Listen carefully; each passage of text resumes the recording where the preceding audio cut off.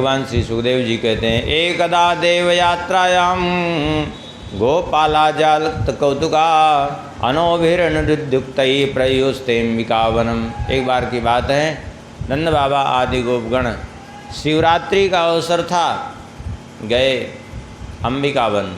अंबिकावन में भगवान शंकर जी का मंदिर था। सब ने जा कर के शिवरात्रि व्रत किया और भगवान शंकर जी की पूजा की शिवरात्रि पर। और उसके बाद जो है वहीं रात में सब विश्राम किए, सो गए सब। उसी अंबिकावन में एक भयंकर अजगर रहता था, भूखा हुआ था। आकर के उसने नंद बाबा को पकड़ लिया, निगलने लगा। नंद बाबा जोर से चिल्लाए तो ग्वाल बाल जग गए। उठ करके उसको जलती हुई लकड़ियों से पीटना प्रारंभ किया, लेकिन वो छोड़ ही नहीं रहा था। नंद बाबा ने भगवान को पुकारा, भगवान दौड़ करके गए और भगवान ने अपने जैसे ही चरण से स्पर्श किया वैसे ही वो तुरंत उसका शरीर छूट गया और दिव्य रूप में प्रकट हो गया। भगवान ने कहा, तुम कौन हो भाई? इस तरह से कैसे तुम अजगर योनि को प्राप्त हुए? तब उसने कहा, अहम विद्याधरा कश्चित् सुदर्शन इति श्रुता श्रिया स्वरूप संपत्त्या विमाने नाचरम दिशा। मैं सुदर्शन नाम का विद्याधर था। अपने स्वरूप के अभिमान में आकर के एक बार की बात है, मैंने आंगिरस गोत्रीय कुछ कुरूप ऋषियों की अवहेलना कर दी, उनकी हंसी उड़ा दी तो कुपित हो गए और कुपित होकर के उन्होंने श्राप दे दिया कि अरे मूर्ख, तू मेरी हंसी उड़ाता है, जा इसी समय अजगर हो जा। तो उन्हीं के श्राप से मैं इस रूप में हो गया। आज आपके चरण स्पर्श से मेरा उद्धार हो गया। और विमान पर बैठ करके वो चला गया, भगवान की परिक्रमा लगा के प्रणाम करके। एक दिन की बात है, भगवान श्री कृष्ण और बलराम गोपियों के साथ बैठे हुए यमुना जी के किनारे बंसी बजा रहे थे। अब हुआ यह था कि भगवान यमुना जी के किनारे बैठे हुए बंसी बजा रहे थे, श्री कृष्ण बलराम। उसी समय गोपियाँ गई थी जल भरने के लिए, उन्होंने देखा तो जाके सब पीछे बैठ गई और सुनने लगी। उसी समय एक शंखचूड़, ये शंखचूड़ नाम का असुर आया और ये आकर के जो है, असुर क्या हुआ, ऐसे तो ये था यक्ष, लेकिन प्रवृत्ति इसकी आसुरी थी। ये गोपियों को देखा तो ले भागा। अब तो ले भागा, गोपियाँ चिल्लाई, रक्षा करो रक्षा करो। भगवान श्री कृष्ण बलराम दौड़े और भगवान ने गोपियों के पास तो बलराम जी को छोड़ दिया और स्वयं दौड़ते हुए उसके पीछे गए। एक मुक्का मारा, उसका सिर फट गया, उसका प्राणांत हो गया। एक मणि थी उसके मस्तक में, वो मणि निकाल ली, ले आके बलराम जी को सौंप दी। आगे कहते हैं, गोपियाँ भगवान श्री कृष्ण की लीलाओं का आपस में वर्णन करती हैं। भगवान के न रहने पर आपस में चिंतन करती हैं और एक दूसरे से कहती हैं। क्या कहती हैं गोपियाँ? बाम बाहुकृत बाम कपोलो बलगितभ्रुरधरार्पित वेणुम कोमलांगुलिभिराश्रित मार्गम गोप्य ईरयति यत्र मुकुंदा। अरे सखियों, गोपियों, देखो तो भगवान श्री कृष्ण जब अपने बाम बाहुकृत बाम कपोलो, अपने बाम भुजा पर जब अपने बाम कपोल को रख करके और बढ़िया जब बंसी बजाते हैं तो क्या कहना है, और अपनी सुकोमल अंगुलियों से उस बंसी के छिद्रों को जब पूरित करते हैं, उन छिद्रों पर अंगुली फिराते हैं, तो उस समय अद्भुत दृश्य उपस्थित हो जाता है। और वह दृश्य ये होता है क्या? बोले व्योमयान वनिता सिद्धैर्विस्मितस्तदुपधार्य सलज्जा आम मार्गण समर्पित चित्ता कस्मलम ययुरपस्मृतनी व्याह। उस समय आकाश विमानों से भर जाता है और आकाश में देव स्त्रियां, गंधर्व स्त्रियां, वे सब अपने पतियों के साथ आ करके भगवान का दर्शन करती हैं और भगवान की उस रूप माधुरी को देख करके ऐसी अपनी सुध बुध खो बैठती हैं कि उनको ये भी ध्यान नहीं रहता कि हमारे पति हमारे साथ हैं। उनके वस्त्र भी ढीले पड़ जाते हैं। दूसरी गोपी कहती है, अरे केवल इतना ही नहीं, वो स्वर्ग की देवियों की तो बात जाने दीजिए। ले क्या, यहाँ तो देखो, पृथ्वी लोक पर ही देखो, हंत चित्रमबलाद शृणुतेदं हार हास उरसे स्थिर वेद्युत नंद सूनुरे मार्त जनानाम नर्मदोयर्हि कूजित वेणुः वृंदसो व्रज वृषा मृग गावो वेणुवाद हृत चेतस आराध दंतदष्ट कबलाधृत कर्णा निद्रिता लिखित चैत्रमिवासन।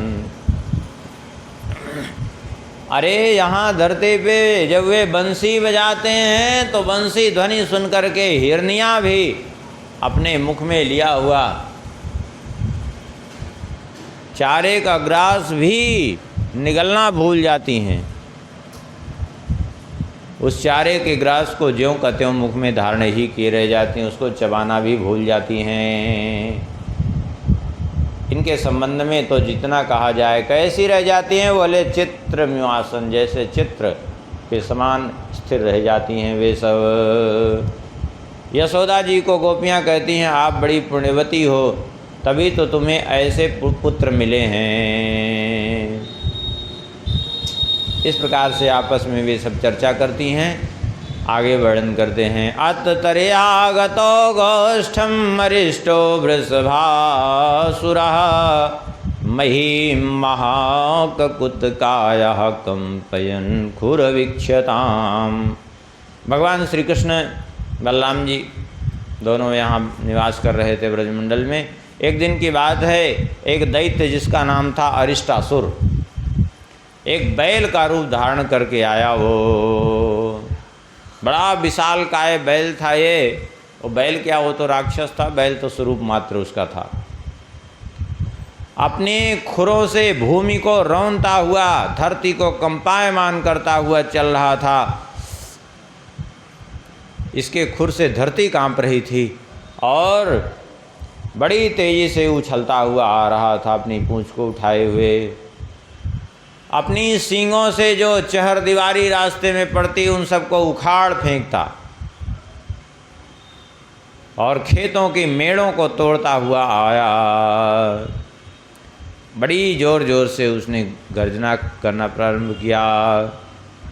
उसकी गर्जना से कहते हैं पतंत काल तो गर्भा स्रवंति स्म भय नवई निर्विशंति घना यस्य ककुदमच्चल संकया।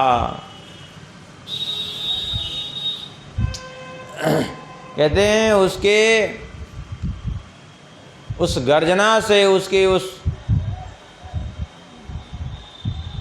जो स्वर है, उसका जो स्वर था, उस स्वर से स्त्रियों के गर्भ गिर जा रहे थे। अब तो हाहाकार मच गया ब्रजमंडल में, रक्षा करो रक्षा करो, सब भागने लगे, ग्वाल गोपी सब भागने लगे। भगवान ने कहा चिंता मत करो, हम अभी देखते हैं इसको। भगवान स्वयं उसके सन्मुख आए और भगवान ने आकर के सन्मुख उसके सामने अपनी ताल ठोंक दी उसको गुस्सा दिलाने के लिए।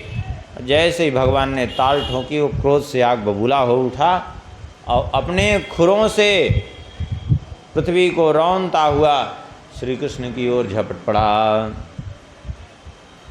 और अपने पूंछ के प्रहार के द्वारा आकाश के बादलों को जो है तितर बितर करते हुए भगवान की ओर दौड़ा। भगवान की ओर बड़े बेग से दौड़ा। भगवान ने देखा तो भगवान ने क्या किया, बोले अपने दोनों हाथों से उसके दोनों सींग पकड़े। जैसे कोई हाथी दूसरे हाथी से भिड़ जाए, ऐसे ही भगवान उससे भिड़ गए और भिड़ करके भगवान ने उसको धक्का देना प्रारंभ कर दिया। हो गया हो गया। भगवान के ऊपर नहीं रखना चाहिए, ऐसे नीचे रख दीजिए।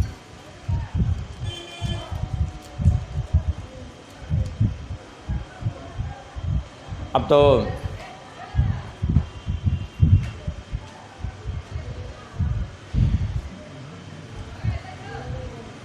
हो गया, रख दीजिए। कथम व्यवधान न दीजिए माता जी, चाहे इसको न दीजिए लेकिन कथम व्यवधान न दीजिए।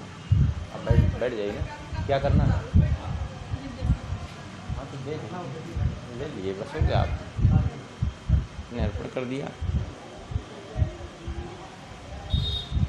बाद में हम देख लेंगे, लेकिन अभी कथम व्यवधान होगा ना, अभी कथम व्यवधान नहीं देना चाहिए आपको।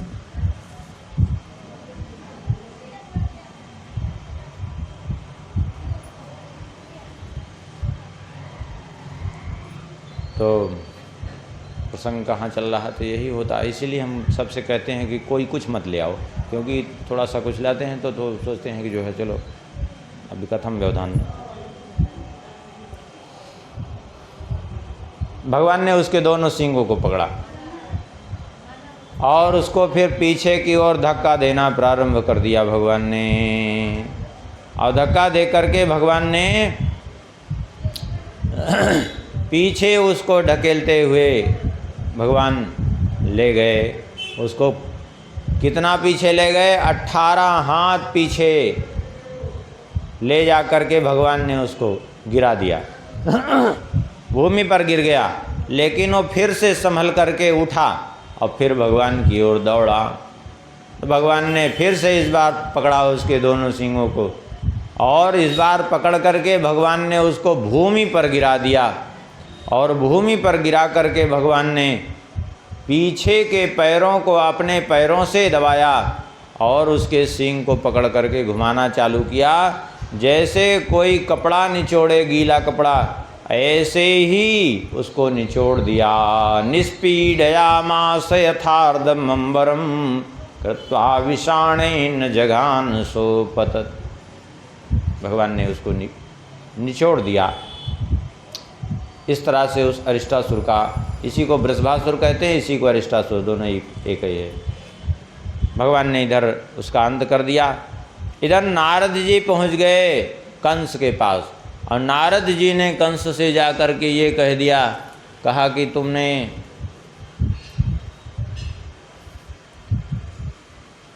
जिसको कन्या समझा देवकी का, वो देवकी की कन्या थी ही नहीं। फिर बोले वो देवकी की कन्या नहीं, वो यशोदा की कन्या थी। और जो यशोदा पुत्र के रूप में तुम जिनको जानते हो कृष्ण, वो यशोदा पुत्र नहीं, वो ही देवकी पुत्र हैं। इस प्रकार से समझा दिया। अब तो बड़ा कुपित हुआ, हम अब वसुदेव जी को छोड़ेंगे नहीं, हमारे साथ ऐसा धोखा किया उन्होंने। बोले वसुदेव जी को तुम यदि कुछ कहोगे तो वो सतर्क हो जाएंगे, फिर कुछ नहीं कर पाओगे। बोले भी क्या करें? बोले तुम एक काम करो, तुम उनको यहीं बुलाओ, वहाँ एक एक करके ऐसे भेजते हो असुरों को, ठीक नहीं है, यहीं बुलाओ ना। अपने घर में तो सभी पहलवान होते हैं, किसी बहाने से बुलाओ। तो उसने फिर कंस ने निश्चय किया कि ठीक कह रहे हैं नारद जी, और तुरंत जो है अक्रूर जी को बुलाया। अक्रूर जी को बुला करके कहा कि हे अक्रूर जी, आप चले जाइए ब्रजमंडल को। भो दान पते मह्यम क्रियताम मैत्रिमाद्यता नान्यस्तत्व ही तमो विद्यते भोज वृष्ण भी।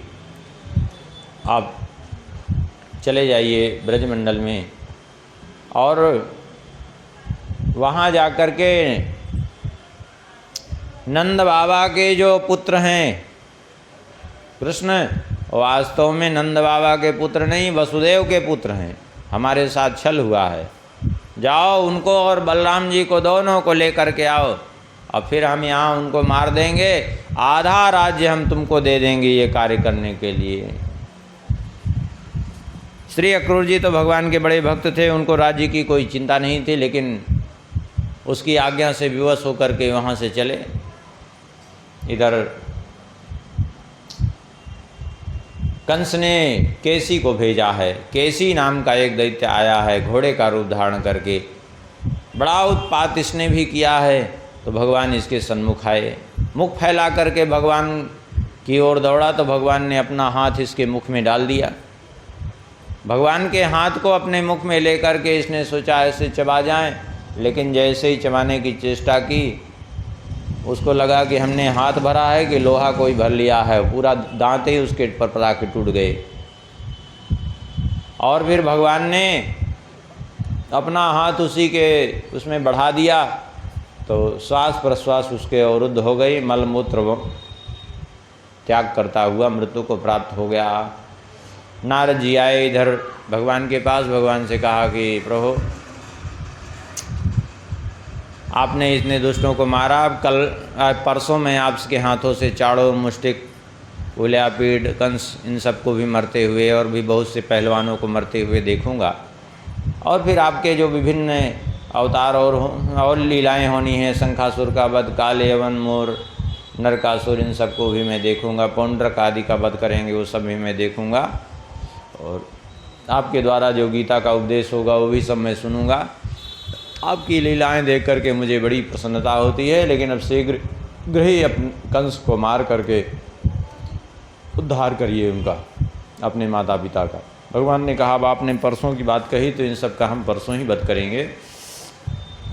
नारद जी चले गए हैं, इधर अक्रूर जी महाराज आए हैं ब्रजमंडल में। अक्रूर जी ने जब आकर के यहाँ भगवान के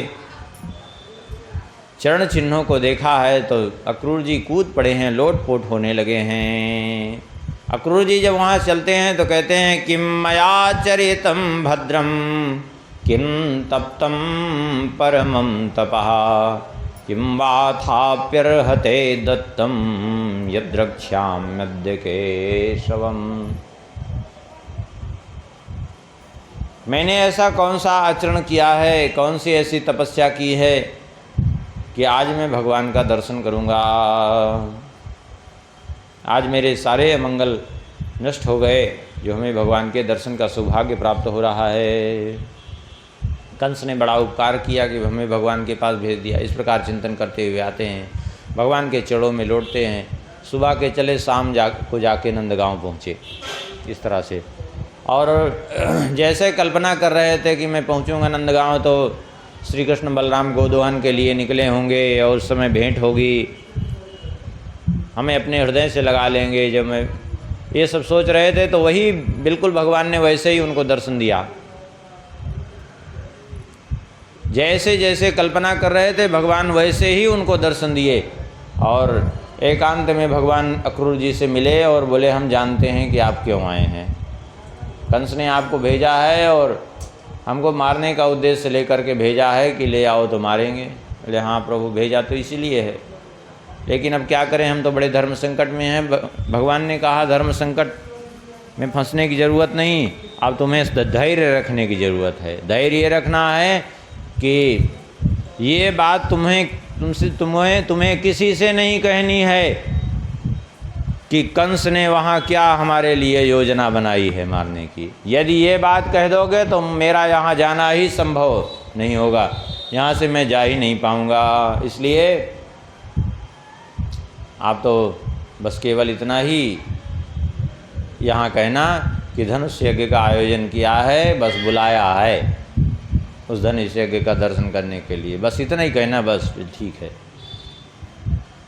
क्योंकि उसने धनुष यज्ञ कह करके ही भेजा है आपको। बोले हाँ। इधर भगवान ने अक्रूर जी को समझा दिया सारी बात और अक्रूर जी ने वैसा ही कहा।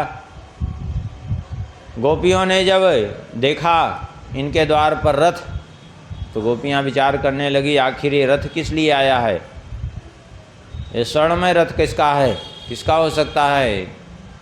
बातचीत कर रही थी तब तक पता चला पूरे नंदगांव में ये बात फैल गई कि अक्रूर आए हैं और श्री कृष्ण को ले जाना चाहते हैं। ये सुनते ही गोपियों में शोक की लहर दौड़ गई और गोपियों ने बहुत रुदन किया है, यहाँ विधाता को दोष दिया है। ओह विधातस्तव न क्वचित दया संयोज्य मैत्रा प्रणयन देहिना। अरे विधाता तू सबको एक दूसरे से मिलाता है फिर अलग करता है, तुझे दया नाम की चीज़ नहीं है बिल्कुल। इस प्रकार से बहुत विधाता को कहा। अक्रूर जी को भी बड़ा वो कहा कि किसने इसका नाम अक्रूर रख दिया, इसका नाम तो क्रूर होना चाहिए, ऐसी सब बातें कही हैं। और भगवान ने गोपियों को किसी तरह समझा बुझा करके वहाँ से प्रस्थान किया है। और गोपियाँ बहुत विलाप की हैं, यहाँ इतना विलाप की हैं कि पूछिए नहीं, लेकिन फिर भगवान ने उन सबको समझा करके भगवान आगे बढ़े। और यमुना जी के तट पर पहुँचे जब, ब्रह्मरहद जहाँ है अक्रूर घाट, अक्रूर जी ने विचार किया कि चलो संध्या वेला हो रही है, चल करके स्नान करके संध्या वंदन आदि से निवृत्त हो रहे हैं। जैसे ही वहाँ गए, जल में डुबकी मारी, वैसे ही वहाँ देखा तो जल में भगवान श्री कृष्ण बलराम का दर्शन हुआ उनको। विचार किया, अरे अभी तो हम रथ पे छोड़ के आए, जल में कैसे आ गए दोनों भैया। सिर अपना निकाल करके जल से बाहर देखा तो सामने रथ खड़ा है, रथ में दोनों भाई बैठे हैं। फिर डुबकी मारी तो फिर श्री कृष्ण बलराम दिखाई पड़ रहे हैं। फिर बाहर निकाला सिर तो वहाँ भी दिखाई पड़ रहे हैं, ये क्या हो रहा है। फिर डुबकी मारी तो देखा श्री कृष्ण को चतुर्भुज स्वरूप में और बलराम जी को शेष जी के रूप में। बड़े बड़े ब्रह्मादिक देवता सब स्तुति कर रहे हैं। श्री अक्रूर जी ने भी यहाँ भगवान की स्तुति की है, पूरे दशावतार का स्मरण करते हुए भगवान की स्तुति की है। और भगवान ने कहा चिंता मत करो, अब इस कंस का अंत आ गया है। और फिर अक्रूर जी को लेकर के भगवान मथुरापुरी में प्रवेश किए हैं। वहाँ मथुरापुरी में पहुँच करके भगवान ने कहा कि अब हमें यहीं उतार दो। अक्रूर जी ने कहा आप हमारे भवन में चलिए। बोले नहीं, हम आपके भवन में नहीं, हम तो अपने नंद बाबा के भवन में रहेंगे। आपके यहाँ आएंगे लेकिन अभी नहीं आएंगे। आपके यहाँ हम आएंगे कब? बोले इस कंस का उद्धार करने के बाद, तब आएंगे, अभी नहीं, अभी समय नहीं है। तो ठीक है। आखिर में जा कर के अक्रूर जी ने सूचना दे दी भगवान की इच्छा अनुसार। इधर से नंद बाबा आदि गोपगण भी पहुंच गए। सब जा कर के वहाँ नंद भवन में सब ने निवास किया। नंद भवन में तात्पर्य है मथुरापुरी में भी जो नंद भवन था वहाँ सब ने जा कर के निवास किया, क्योंकि